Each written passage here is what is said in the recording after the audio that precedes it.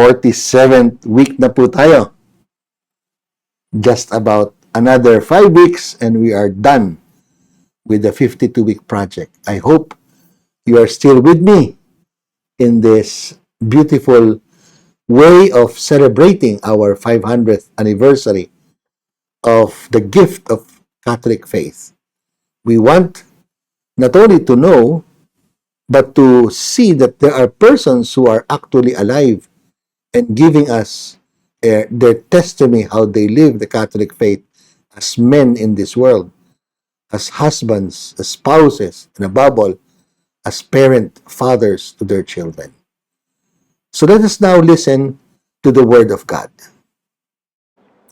When 8 days were completed for his circumcision, he was named Jesus, the name given him by the angel before he was conceived in the womb.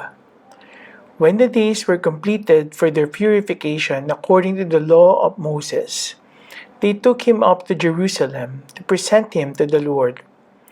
Just as it is written in the law of the Lord, every male that opens the womb shall be consecrated to the Lord, and to offer the sacrifice of a pair of turtle doves or 2 young pigeons, in accordance with the dictate in the law of the Lord.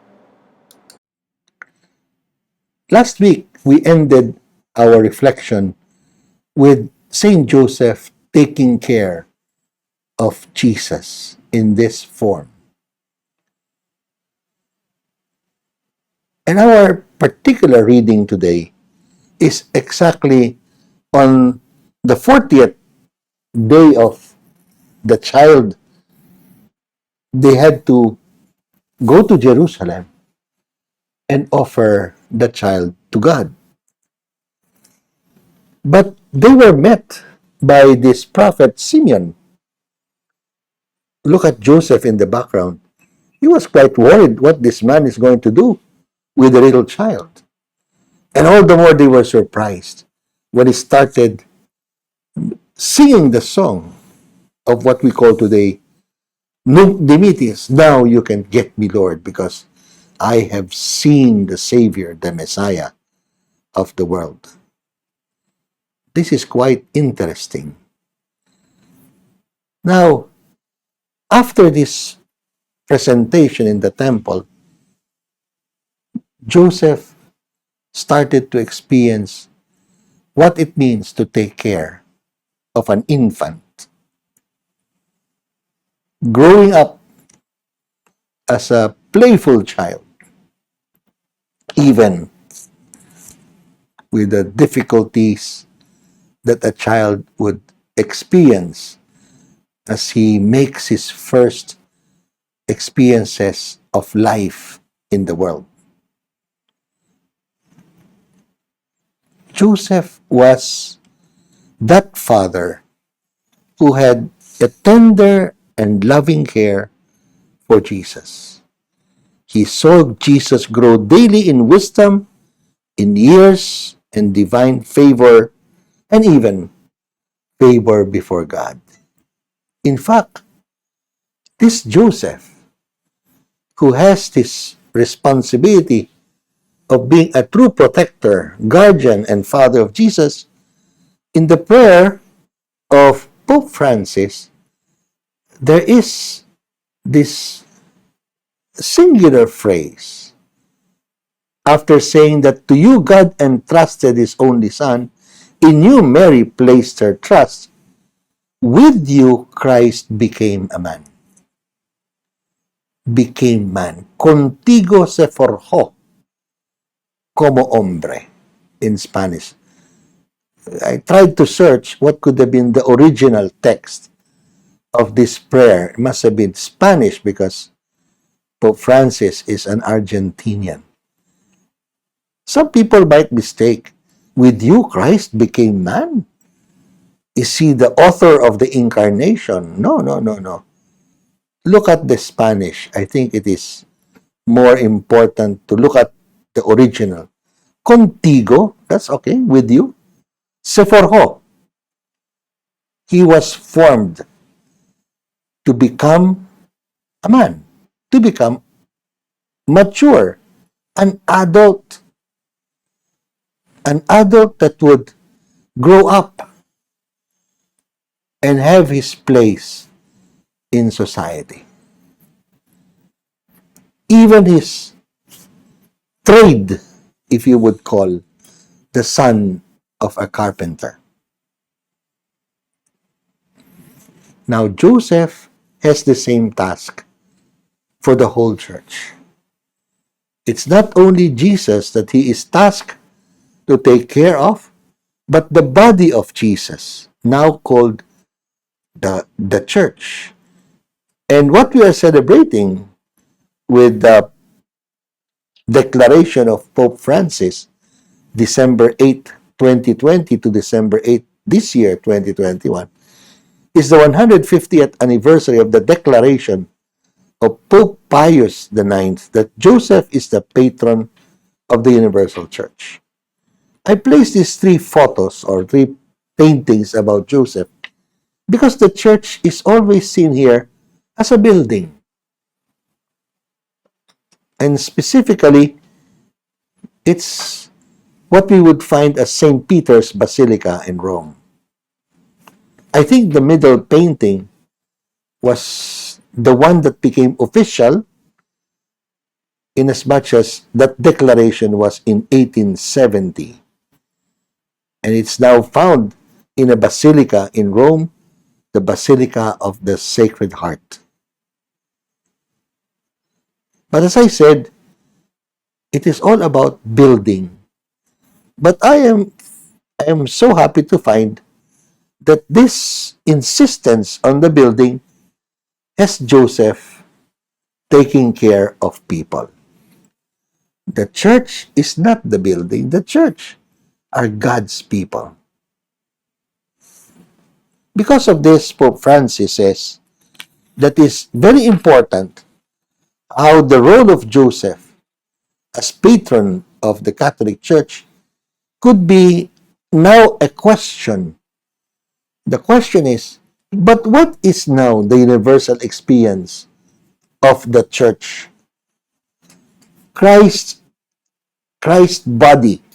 What is the experience of the church that is the body of Christ? Universally. Poverty. Children in precarious situations. So the question of the Holy Father, Pope Francis, who would Joseph be today? What would Joseph be if he were be today? Like this man. So the Holy Father says that we must learn to look upon the weaknesses of persons with tender mercy, while the devil makes us see and condemn human frailty. The Spirit of God brings it to light with tender love. So while the snake, the accusing snake, would always point at what is condemnable, the Spirit of God asks of us to look what we can welcome, embrace, sustain, and protect. Therefore, as we reflect on the father of a family, we realize that one of his major duties is, yes, to take care of his family, but even of his neighborhood where there could be persons in need. Let us now listen to someone who is given so much of himself beyond his family to help young men and women in need.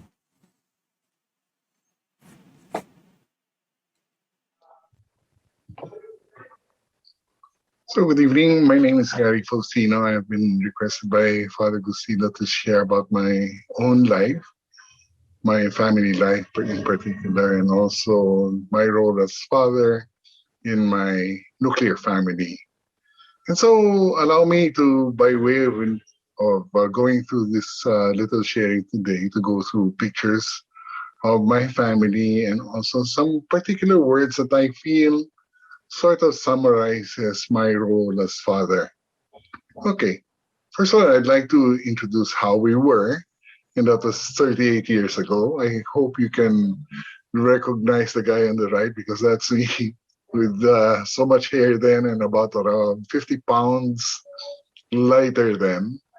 And my wife and I met actually in college. We were in the same course, very technical course.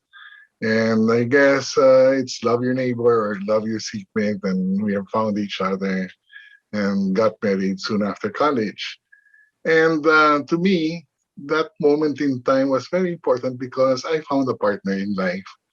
And that kind of partner has been a pillar for my own living out my roles in the family as father, and also as a way of, as a team in handling our family affairs, our children, and the way we are as a couple and how we handle our communication, our planning, and all the decisions that we had to make. So very, very important to me is this concept of being a partner. And I see that my role is not just as husband, but a real partner, a good friend, a best friend. And that's why my wife and I talk about a lot of things from psychology to theology. She's the one who has a doctorate in theology, and I have a what do you call this? A graduate diploma on psychology, and so we enjoy our times that we talk over breakfast about these things, or even late at night, or whenever we feel like discussing matters that pertain to both disciplines. We learn from each other, and of course, the family affairs, our children. We talk about them all the way and very often as well. So that partnership was very important in that crucial time of our lives when we got married, because my wife, or my wife to be then, my ex-girlfriend, has suffered from an ailment that when she had to be operated on, and we were advised by the doctors to get married soon in order to increase the probability of having children. And so after college, we did. And her case was she was almost near zero, or actually zeros. It was 0 point something in probabilities of having children. And so we took it in faith that soon after college, we actually got married. And for 3 years, she's been taking fertility medications and the like. And it was only after we joined Couples for Christ in 1985, 3 years after, or 2 years after we got married. And it was said that we as partners saw that we have to leave things to God on this one. He's the author of life. And true enough, when we did, we had our first child. And you can see in the background the smaller picture at childbirth, and a little bit, some months later, about 4 months later, that is our eldest. And to me, at that stage in time, it was already like earning my first million at that age. We were in our 20s then. And we were very happy, and it's a bonus. It's a big thing. I mean, a probability of less than zero, or I mean, less than one, and it's practically zero. She was able to bear a child.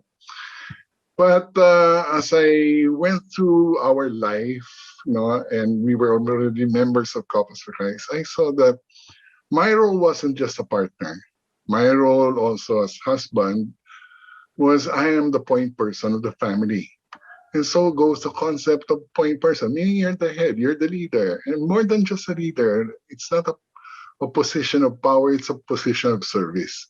So it was a servant kind of leadership, much like the way Christ is not to the church. He's head of the church, but he sacrificed his life for the church.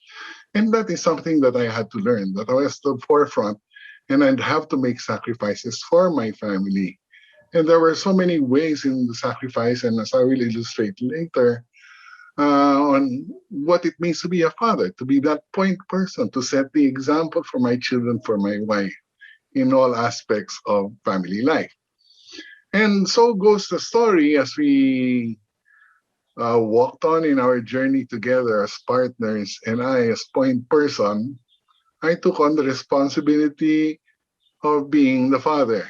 At least then, it was the first child. But with a probability of almost zero, she actually bore another child. No? So that was 19, the first child was in 86, then in 88. So you see a boy in this picture, and some couples would dream about having a boy or a girl in their children. Some are all boys, some are all girls, but I got to both sexes in the first two. So I thought maybe I could call my shots. But that's something again that I would learn that it's really God who designs all things. And soon after, I get to realize that it's not just about being partner, it's not just being the point person, but I also was priest. And priest took care of the spirituality of the family, that I had to be the leader, that I had to bring also my children closer to God, that I would lead prayers, I would talk about God and how He would work in our lives. And in fact, later on, I would go full time for a group called Couples for Christ. And so, again, as our family grew later on, we had three. So one in 86, 88, and then 89. I had my second boy then. And it's not easy actually taking care of three children, especially two boys. For those of you who are boys, you know that one plus one is not equal to two, but equal to four. And they can be rowdy at that, no? And so, but my boys appreciate also my being priest in the family, because they would wait for me, because normally when they go to school, I would bless them, ask for protection, and I pray over them aloud so they could hear the prayers of protection for them. That when we have birthday celebrations, it's usually I who lead the prayers in the family, or even the meal times, no? And of course, when we go to church, we all go together. Something that has an effect without even preaching about having to go to church every Sunday. But because it's become a habit, it has become some sort of tradition for all of us. They saw it, and I would reap the benefits of this practice later on, and without really, being too hard sell about it. Now, when you have three children, of course, you think about provisions, and my role also as husband, I saw, was to provide. And it's not just about material provisions. It's about providing emotional support, psychological space. It's about also, of course, material things. And though we chose a lifestyle which was simple, because I went full time for a religious group, it's still there. It's still something that I have to watch out, because I'm the point person when it came to these things. And I took on the cudgels of that, and we pegged the lifestyle that would be supportive of how much I would earn and my wife would earn as well. And she went full time also actually for the religious group. So that combination of allowances that we had was what saw us through. And the provision I would remember, I would learn also from my own father, who always provided for us.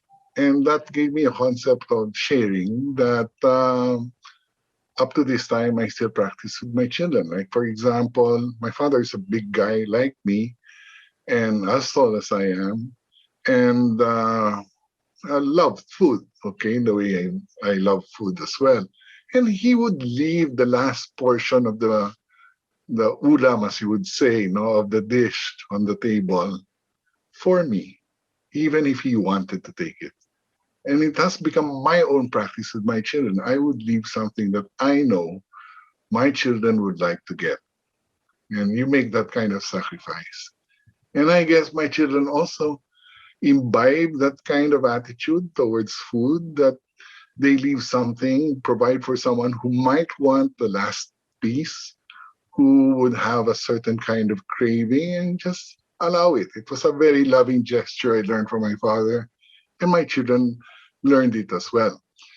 Okay, so speaking about provision, God provides. I mean, that was 86, 88, 89, and 93. I was given another girl. So we had four children. And wonderful at that, no? I mean, uh, again, look at the probabilities. She was a celebrated case now by her OB gynecologist, and they have these associations and case conferences. She was a celebrated case because now she has four children. And came the role later on to be protector of the family. And I was protecting all my children, my wife, making sure that they're safe. And by spiritual protection, I pray over them. When it comes to physical protection, I normally bring them to school and then fetch them to school, depending on which school that is, because the boys would actually ride school buses. Among the girls, I would pick up from school. So these are things that I make sure that they're safe when they go to a party or of that sort. And I try to make sure that they are in a safe place. They are within boundaries, no? And even if they, for example, out of being what do you call this, adolescents, they can actually drink too. And I would protect them by telling them also that it's okay to drink, but not to get drunk. And there were instances that they have gone beyond their limits, and I did not uh, prohibit them. I just established the boundaries, and you see that there are limits to actually doing these things, and they realize that. And we never had a second incident for any of my children of that over drinking. And so here you see us that this time we have five kids. And so the story goes 86, 88, 89, 93, and 96. So I was telling God, Lord, it's kind of hard to raise a good number of children, but still, He provides. And I take inspiration from His provision for all of us, from a probability of 0 to now 5 children. And protecting them, keeping them safe, making sure that they're all right has been always my concern as a protector, as father of the family, and try to make ways to keep them, especially as they were growing up, no, as adolescents. As you can see, this picture with Jollibee, that's my daughter's already 18, and she wished that she would have a party with Jollibee, so we granted that wish. So my youngest then would be 10. Yes. Yeah. Yes. Thereabouts. No, I'm sorry, 8 years old. We have a 10-year difference. And so there are other roles that became apparent to me as we moved along, as we moved on my journey. And my journey as father in the family also made me see that I am a predecessor, that I prepare for the next generation, that I build on a legacy that they will take for their own sets of children later on. And it was important to me to actually teach by my own example on how these things will be passed on to the next. And there were things that my wife and I, my partner and I, actually made sure that we gave our children the kind of leeway that they will find themselves, not by our own dreams, but their own. And so when they became young adults, and here's a good picture of them as young adults, they were already in the universities or at least senior high school. Um, we let them choose their school. We let them choose their what do you call this, their courses, and they vary from, every individual is unique, and they vary from one to the other in terms of discipline, in terms of careers. Like my eldest is a management engineer, and she's in marketing right now with a conglomerate. I could call that a conglomerate, yeah. And so she's the one into marketing. My son, the next one, is into architecture, and his T-shirt says something about that. My third, okay, the one who was born in '89, another male. So is in a he's now a banker and a graduate of economics. My fourth, one standing, all three girls behind on the right, is a medical doctor. She hasn't had her board exams yet. She will have it sometime the last quarter of this year. And the last one is a fashion designer. Okay, so unique to her, to his or her own calling, so to speak, and we didn't come in the way. And I think that brought a lot of peace in the family and a lot of peace within themselves because we gave them the leeway to find themselves in the process. And so I saw myself as a predecessor of allowing God to actually guide our children to where He wants to bring them. That also influenced me in my present job. I am also a counselor in a school and part of the administration of that. And so I I take care of our students the way also the school espouses that I am also a protector. I am also a provider, not financially though, uh, provider, protector, and also priest for them. I lead prayers in our meetings and on the like, and I'm also a point person. I'm responsible for them, and that kind of brought me my experience as a father brought me in the way I take care of the students. That I too, though I try to portray a more adult role or adult status when we deal with them, where we deal with on an adult to adult basis, they still see me as a father somehow. I guess that is a natural thing for me now because I've had five children who went through adolescence and on and now adults. So I guess it really flows from that. And so this whole idea of being a point person, a provider, a protector, a priest, and a predecessor, because what we also want to teach them in our office of guidance and counseling is that they imbibe the virtues, the values that we're trying to instill in that school, so that they, when they become the next generation of leaders, they will also espouse those values and virtues. Okay, now being a predecessor also brings us to the next generation. And my eldest three children, the oldest three children, have now married. So you see my eldest daughter on the left, my second one, who's the architect, in the middle, and the third male is or the my third child, my son, is on the right.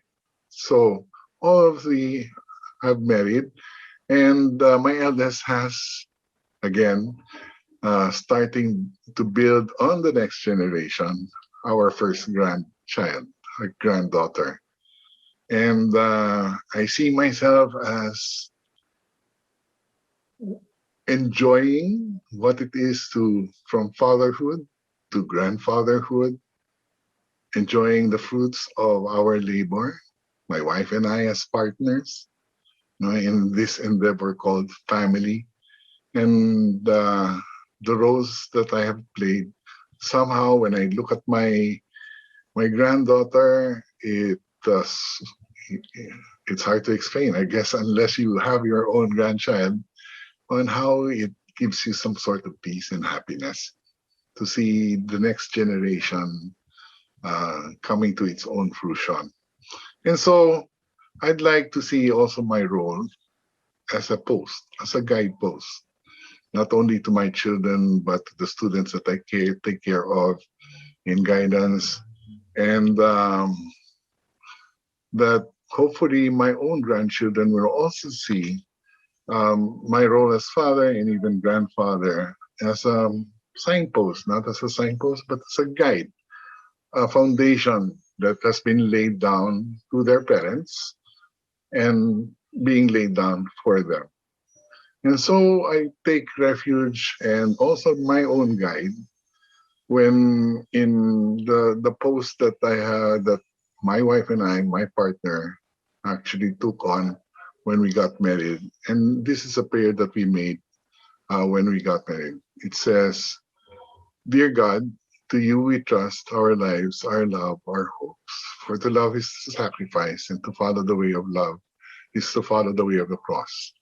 A commitment every Christian must make, a path we have chosen to take, not as two, but as one, until our lives are done."